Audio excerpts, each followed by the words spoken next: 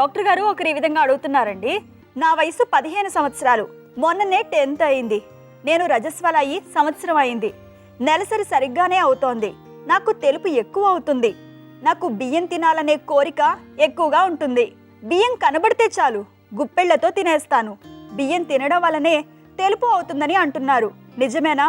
బియ్యం తినే అలవాటు మానడం ఎలా? పరిష్కారం తెలియజేయండి అంటూ అడుగుతున్నారు. బియ్యం తిన్న అలవాటు 2 రకాలుగా ఉంటుందండి. ఒకటి పైక అంటాం. ఆహారం కాని దాన్ని తినడం అనేది పైక.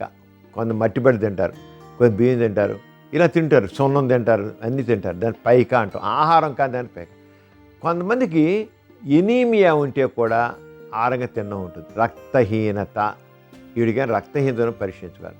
అలా కడుపులో పాములు ఉంటే కూడా హిప్ వామ్స్ రౌండ్ వామ్స్ ఉంటే కూడా ఆరంగా తినడం ఉంటుంది.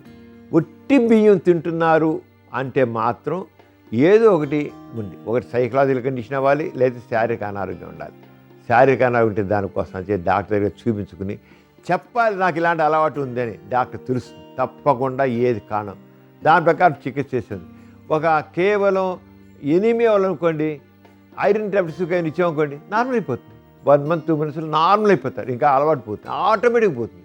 అలా కాకుండా మానసికంగా తినాలనేది చూసారా, ఇదే తినాలి, ఆ పైక అనేది అన్నామే, ఆ పరిస్థితి మానసిక ఉంటే మాత్రం కొద్దిగా మానసిక చికిత్స కావాలి, సైకలాజికల్ కౌన్సిలింగ్ కావాలి, సైకోథెరపీ కావాలి.